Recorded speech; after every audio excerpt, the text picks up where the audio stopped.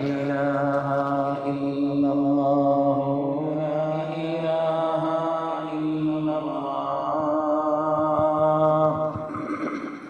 لا إله إلا الله محمد رسول الله أنت تطلع بيننا في الكواكب كالبدور بل وأشرف منه يا سيدي خير النبي.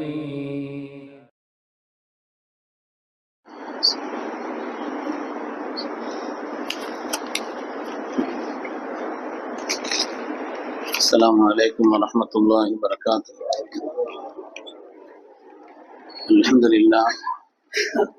الحمد لله العظيم القدرة والشان شديد البطش والبرهان حافظ الدين والقرآن ما شاء الله كان ما لم يشاء لم يكن لا حول ولا قوة إلا بالله إن أريد إلا الإصلاح ما استطعت وما توفيقي إلا بالله عليه توكلت وإليه أنيب سبحانك لا علم لنا إلا ما علمتنا إنك أنت العليم الحكيم.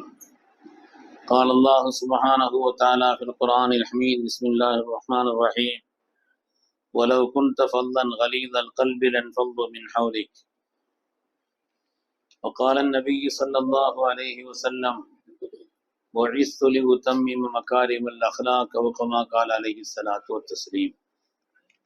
கண்ணியமிக்க முஃமினீன்களே, அல்லாஹ்வின் நல்லடியார்களே, அருமை நாயகம் ஸல்லல்லாஹு அலைஹி வஸல்லம் அவர்களின் பாக்கியம் நிறைந்த உம்மத்துமார்களே, ரப்பு சுப்ஹானஹு வ தஆலா அவனுடைய மேலான கட்டளையை ஜும்ஆவுடைய ஃபர்தை நிறைவேற்றுவதற்காக ஒன்று சேர்ந்திருக்கக்கூடிய நம் எல்லோரையும் அல்லாஹ் கபூல் செய்தருள்வானாக.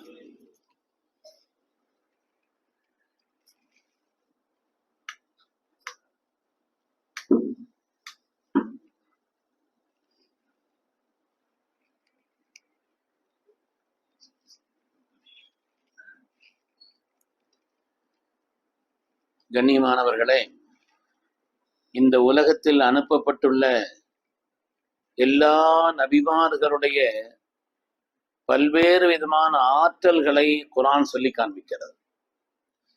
தாவூத் அலைஹிஸ்ஸலாத்து வஸ்ஸலாம் அவர்களுக்கு அல்லாஹு தஆலா இரும்பை வசப்படுத்தி கொடுத்தான். அந்த இரும்பை தன்னுடைய கை கொண்டு மாவு பிசைவதை போல் பிசையை நினைத்த காரியத்தை செய்வார். ஒவ்வொரு நபிமார்களுக்கும் அல்லாஹு தஆலா கொடுத்த ஆற்றல்களை விவரிக்கிறார். சுலைமான் அலைஹிஸ்ஸலாம் அவர்களுக்கு மொத்த ஜின்களையும் அவர்கள் வசப்படுத்தி கொடுத்திருந்தான். காற்றை வசப்படுத்தி கொடுத்திருந்தான். பறவைகளை வசப்படுத்தி கொடுத்திருந்தான். மனிதர்களை அல்லாஹ் அவர்கள் வசப்படுத்தி கொடுத்திருந்ததாக குர்ஆன் சொல்லுகிறது. உலகத்தில் அதே போல பல பல நபிமார்கள், சையதுனா மூசா அலைஹிஸ்ஸலாம் அவர்களுக்கு அல்லாஹு தஆலா சூன்ய கலையை வசப்படுத்தி கொடுத்திருந்தான். எப்படிப்பட்ட சூனியத்தை அவர்களுக்கு எதிராக செய்யப்பட்டாலும் சரி, அதையெல்லாம் வீழ்த்தக்கூடிய ஆற்றலை அல்லாஹு தஆலா நபியுல்லாஹி மூசா அலைஹிஸ்ஸலாமுக்கு வழங்கியிருந்தான். ஹஜ்ரத் ஈசா அலைஹிஸ்ஸலாம் அவர்களுக்கும் பல்வேறு விதமான ஆற்றல்கள். நீங்கள் எதையெல்லாம் சேமித்து வைத்திருக்கிறீர்கள் அதை சொல்ல தெரியும்.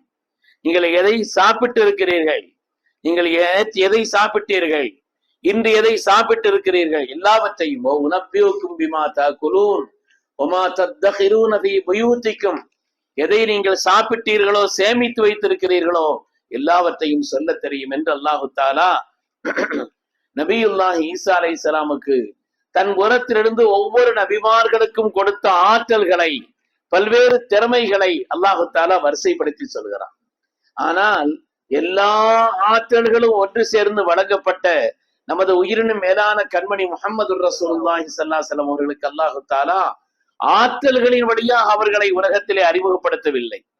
அவர்களுக்கு கொடுத்த திறமைகளை கொண்டு அல்லாஹு தஆலா உலகத்தில் அவர்களை மேம்படுத்தி சொல்லவில்லை.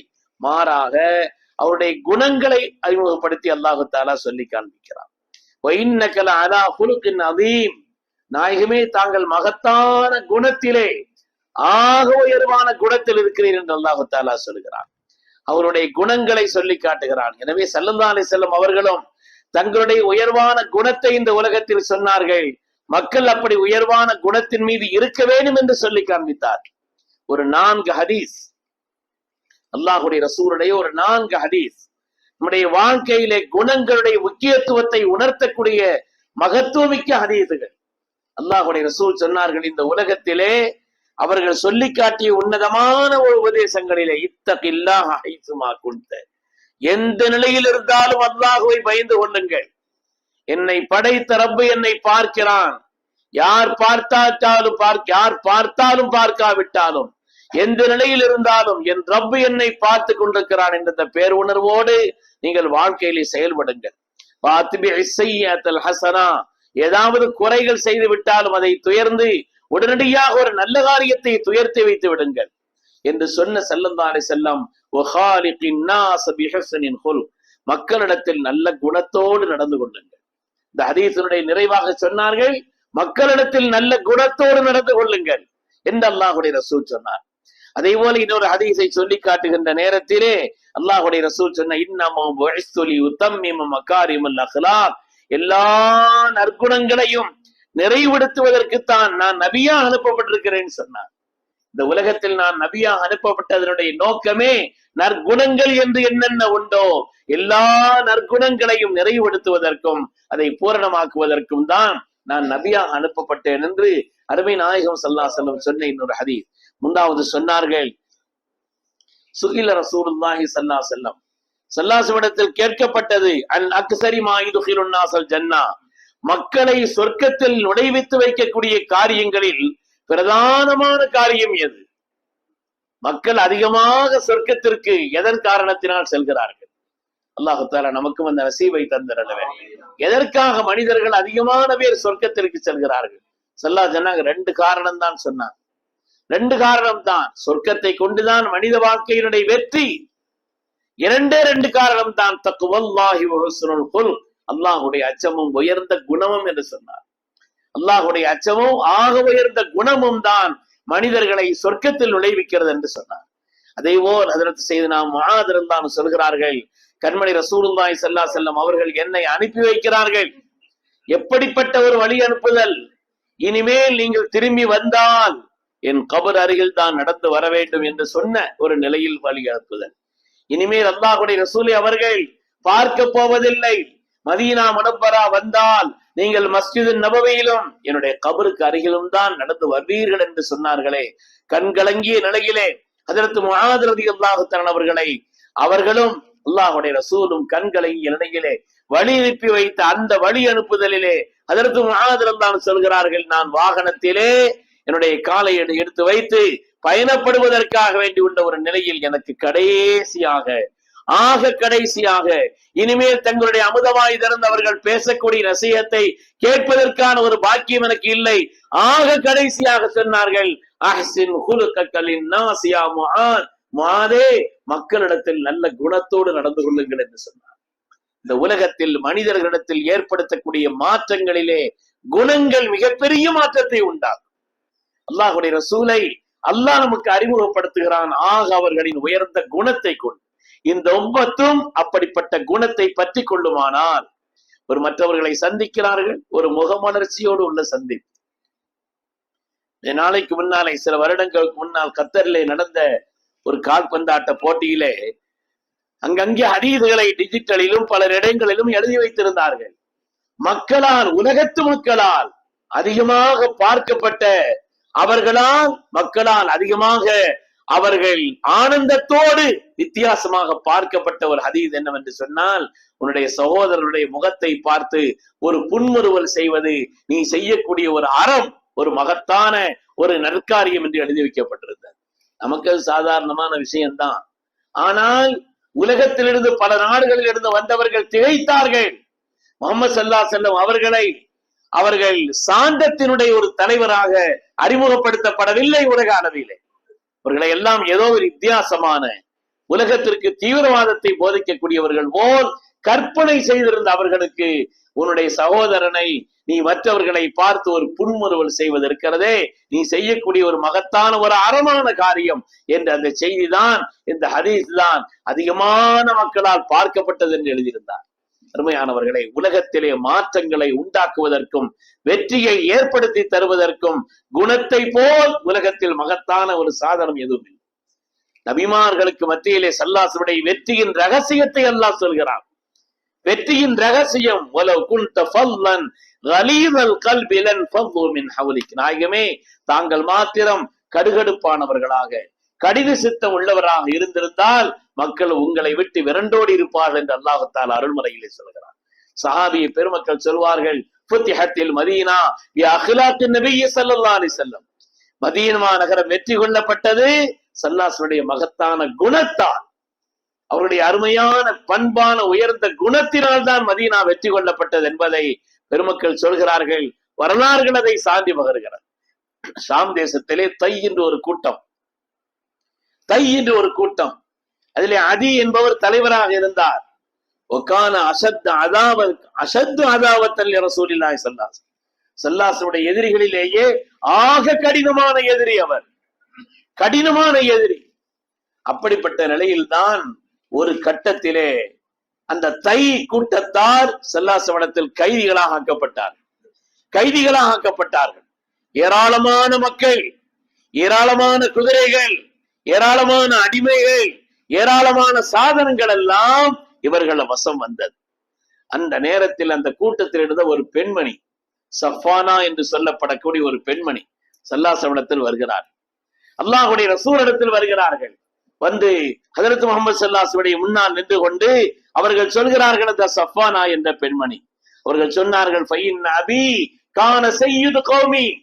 முஹம்மது அவர்களே, என்னுடைய தகப்பனார் எங்கள் கூட்டத்தினுடைய தலைவராக இருந்தார். எங்கள் கூட்டத்தினுடைய தலைவர். அவரிடத்தில் இருந்த பண்புகளை எல்லாம் சொல்கிறார்கள். யஃபுக்குல் ஆனி வயஹ்ஃபதுல் ஜார் வயுஃபர்ரிஜு அனில் மக்ரூஹ். அடிமைகளை உரிமை விடுவார்கள். அண்டை வீட்டாரோடு அழகிய குணத்தோடு அவருடைய கடமைகளை பேணுவார்கள். பிறருடைய கஷ்டங்களை எல்லாம் போக்குவதிலே முன்னுரிமை கொடுப்பார்கள். ஒமா ஆத்தாஹு அஹதுன் ஃபீ ஹாஜத்தின் ஃபரத்தஹு காயிபா. ஒரு தேவையை கொண்டு என்னுடைய தகப்பனாரிடத்தில் யாராவது வந்தால் அவர்கள் நஷ்டப்பட்ட நிலையிலே திரும்பியதே இல்லை. ஆனா பின்து ஹாத்தமு தை, ஹாத்தம் தையினுடைய மகளார் நான் என்று சொன்னார். கண்மணி ரசூலுல்லாஹி ஸல்லல்லாஹு அலைஹி வஸல்லம் அன்றைக்கு சொன்ன அந்த குணங்களை எல்லாம் கேட்டுவிட்டு, ஹாதிஹி சிஃபாத்துல் முஃமினீன், இது நல்ல முஃமின்களுடைய குணம் அல்லவா என்று சொன்னார். இது நல்ல முஃமின்களுடைய குணம் அல்லவா என்று சொல்லி, இப்படிப்பட்ட குணங்களை கொண்ட ஒரு மாமனிதருடைய பிள்ளையா தாங்கள் என்று சொல்லி ஸல்லல்லாஹு அலைஹி வஸல்லம் தங்களுடைய வசம் வந்த அடிமைகளாக வந்த எல்லோரையும் விடுவிக்க சொன்னார். விடுவித்து விடுங்கள். அல்லாஹ்வுடைய ரசூல் அவர்கள் விடுவிக்க சொன்னார்கள். ஃபாத்தலகஹும் தக்ரீமன் லஹா. அந்த பெண்ணினுடைய இப்படிப்பட்ட குணத்தை கொண்ட ஒரு தகப்பனாருடைய மகள் அல்லவா நம்மிடத்தில் அடிமையாக பிடிக்கப்பட்டார்கள். எனவே அவர்களுடைய கண்ணியத்தை கருதி, அந்த பெண்ணினுடைய கண்ணியத்தையும் கருதி எல்லோரையும் விடுவிக்க சொன்னார். குணத்தின் குன்றாக கண்மணி ரசூலுல்லாஹி ஸல்லல்லாஹு அலைஹி வஸல்லம் திகழ்ந்தார் என்பது மாத்திரமல்ல, குணத்தை கொண்டுதான் உலகத்தில் வெற்றி பெற முடியும். குணத்தை கொண்டுதான் உலகத்திலே மகத்தான மாற்றங்களை உண்டாக்க முடியும். நாம் எல்லாம் கேள்விப்பட்ட பிரபலமான, அடிக்கடி நாம் கேள்விப்படக்கூடிய ஹதீஸ் தானே. ஒரு அழாவி வருகிறார், ஒரு கிராமவாசி வருகிறார். மஸ்ஜித் நபவியிலே மணல் நிலை அந்த காலகட்டம் வந்தார். ஒரு ஓரமாக நின்று கொண்டு சிறுநீர் கழிக்க ஆரம்பித்து விட்டார். விடுவார்களா சஹாபாக்கள்? சத்தம் போட்டார், நிறுத்துங்கள், என்ன காரியம் செய்றீங்க, நிறுத்துங்கள் என்று சொன்னார். சொன்னாங்க, நீங்க அமைதியா இருங்கன்றாங்க. நீங்க அமைதியா இருங்கன்னு சொன்னாங்க. அவர் சிறுநீர் கழித்து முடியட்டும். என்ன தெரியும் அவருக்கு? மஸ்ஜிதினுடைய மாண்போ, பள்ளியினுடைய கண்ணியமோ, இறை இல்லத்தினுடைய இந்த மகத்துவமே விளங்காத ஒரு கிராமவாசி. முடியட்டும். முடித்த பிறகு ஒரு வாளி தண்ணீர் எடுத்து அதிலே ஊற்றி அதை சுத்தப்படுத்தி விடுங்கள். அப்புறம் அவரை கூப்பிட்டு சொன்னாங்க, இது அல்லாஹ்வுடைய மஸ்ஜித், ரப்பை வணங்குவதற்காக வேண்டி உள்ள ஒரு புனித தலம். இந்த இடத்தினுடைய மாண்பு என்ன, கண்ணியம் என்ன என்பதை அவருக்கு உணர்த்தி வைத்து விட்டு, அதுக்கு பிறகு எல்லோரும் சேர்ந்து அவரை கண்டித்தது, சத்தமிட்டது அவருக்கு மனதிற்கு ஏதாவது வலியை உண்டாக்கி இருக்கலாம் என்று சொல்லி, உங்களுக்கு என்ன வேணும் என்று கேட்டார். அவர்கள் கேட்டதை எல்லாம் கொடுத்து கண்ணியமான முறையில் வழி அனுப்பி வைத்தார். நேர தன்னுடைய கிராமத்திற்கு சென்றார். இப்படிப்பட்ட ஒரு மாமனிதரை, மகத்துவமிக்க ஒரு மகானை வாழ்க்கையில் நான் சந்தித்ததில்லை என்று ஸல்லல்லாஹு அலைஹி வஸல்லம் மாண்பையும் உயர்வையும் குணத்தினுடைய மேன்மைகளை எல்லாம் சொன்னார். அந்த கிராமத்தை எல்லாம் ஒட்டுமொத்தமாக அழைத்து வந்து கிட்டத்தட்ட 300 பேர் இஸ்லாம் ஆகிவிட்டார். அவ்வளவு பேரும் இஸ்லாம் ஆகுவதற்கு இந்த ஒரு ஆராபி காரணமாக இருந்தார். அந்த ஆராபியினுடைய அவருடைய உள்ளத்தில் ஏற்பட்ட மாற்றத்திற்கு காரணம் ஹதரத் சய்யிதுனா முஹம்மது ரசூலுல்லாஹி ஸல்லல்லாஹு அலைஹி வஸல்லம் உயர்ந்த பண்பான அந்த குணங்கள் தான் என்று பார்க்கிறோம். உலகத்திலே மாற்றங்களை ஏற்படுத்துவதிலே குணத்திற்குண்டான முன்னுரிமை வேறு எதற்கும் இல்லை என்று பெருமக்கள் சொல்வார். குணத்தினால் தனி மனிதர்கள் அல்ல, தனி மனிதர்கள் மாத்திரமல்ல, ஒரு கூட்டமே இஸ்லாமானது. கூட்டம் அல்ல, ஒரு நாடே இஸ்லாமானது. வரலாறு சொல்லுகிறது, ஒரு நாடே இஸ்லாமானது. ரசூலுல்லாஹி ஸல்லல்லாஹு அலைஹி வஸல்லம் சமூகத்திலே ஒரு தடவை கைதியாக பிடிக்கப்பட்டு, ஸல்லல்லாஹு அலைஹி வஸல்லம் சமூகத்திலே கைதியாக பிடிக்கப்பட்டு வந்தார். கைதியாக பிடிக்கப்பட்டு ஒரு நாட்டினுடைய அதிபரையை பிடித்து வந்து விட்டார். ஒரு நாட்டினுடைய சுமாமத்து பின் உசால் அவருடைய பெயர். சுமாமத்து பின் உசால் யமாமா நாட்டினுடைய அதிபதி அவர். சுமாமத்து பின் உசால் ஸல்லல்லாஹு அலைஹி வஸல்லம் பல நேரங்களிலும் பகைத்தும் இழித்தும் பேசி அந்த சுமாமாவை கைதியாக பிடித்து வந்து விட்டார். வந்து தூணிலே கட்டி வைக்கப்பட்டார். ஸல்லல்லாஹு அலைஹி வஸல்லம் கேட்டாங்க, யாரை பிடிச்சிட்டு வந்திருக்கு தெரியுமா? யாரை பிடித்து வந்திருக்கிறீர்கள் தெரியுமா? யமாமாவினுடைய அதிபர் இவர் சுமாமத்து பின் உசால். கூப்பிட்டு கேட்டாங்க, என்ன நிலைன்னு கேட்டாங்க. அவர் சொன்னார் இன் தக்துல் தக்துல் தாதமின், என்னை கொலை செய்தால் சாதாரணமான ஆளை ஒண்ணு கொலை செய்யல, அதுக்கு பகரத்தை வாங்காமல் விட மாட்டார். இன் துன்ஹிம் அலா ஷாக்கிரின், எனக்கு உபகாரமாக நடந்து கொண்டால், நன்றி உள்ள ஒரு மனிதருக்கு உபகாரமாக நடந்து கொண்டீர்கள், அதற்கான நன்றியை பிரதிபலனை நீங்கள் காண்பீர்கள். இல்லை இன் துரீதுல் மால், இன் குன்த துரீதுல் மால், செல்வம் வேண்டுமா, பணம் வேண்டுமா, பகரம் வேண்டுமா, நீங்கள் என்னை விடுவித்தால் அதற்கான பகரம் எவ்வளவு வேண்டும் என்று கேட்டால் எவ்வளவு வேண்டுமானாலும் கேளுங்கள், அது கொடுக்கப்படும் என்று பேசினார். ஸல்லல்லாஹு அலைஹி வஸல்லம் அமைதியா இருந்தாங்க. ஒரு நாள், 2 நாள், திரும்ப திரும்ப அவர் கேட்ட பொழுது அவர் சொன்னார், நீங்கள் என்னை கொலை செய்தால் பகரம் வாங்குவதற்குள்ள ஒருவரைத்தான் கொலை செய்திருக்கிறீர்கள். இல்லை, எனக்கு உபகாரமாக நடந்தால் நன்றி உள்ள ஒரு மனிதனுக்கு உபகாரம் செய்திருக்கிறீர்கள். இல்லை, உங்களுக்கு என்ன வேண்டும், தேவையை கேளுங்கள் என்று சொன்ன உடனே ஸல்லல்லாஹு சொன்னாங்க, அவர் அவுத்து விட்டுருங்கன்ட்டார். அத்தலிகோ சுமாமா, சுமாமை விட்டு விடுங்கள் என்று சொன்னார். 2 நாட்கள் மஸ்ஜித் நபவியில இருந்து கண்மணி முஹம்மது ரசூலுல்லாஹி ஸல்லல்லாஹு அலைஹி வஸல்லம் ஆக உயர்ந்த குணங்களை, பண்பட்ட அந்த செயல்பாடுகளை எல்லாம் பார்த்த சுமாமத்து பின் உசால் நேராக சென்று அவர் குளித்து விட்டு வந்து இஸ்லாமாகிவிட்டார். பெருமக்களே, உலக அளவில் இஸ்லாம் ஏற்பட்டதற்கான காரணம் எல்லாம் ஸல்லல்லாஹுடைய குணமும் அவர்கள் நமக்கு சொல்லி தந்த குணத்தினுடைய வெளிப்பாடுதான். வந்தது மாத்திரமல்ல, சுமாமத்து பின் உசால் தன்னுடைய நாட்டிற்கு போய் நாட்டை இஸ்லாமாகிவிட்டார். யமாமா என்ற அந்த பகுதியே இந்த நாட்டை இஸ்லாமாக்கி சொன்னார், மக்கமா நகர மக்களுக்கு கோதுமை செல்வது இங்கிருந்துதான் செல்கிறது, நீங்கள் அவர்களை இவ்வளவு கடுமையாக எதிர்க்கிறீர்களா, இனிமேல் அவர்களுடைய அனுமதி இல்லாமல் ஒரு கோதுமை மக்காவுக்கு வராதுன்ட்டாங்க.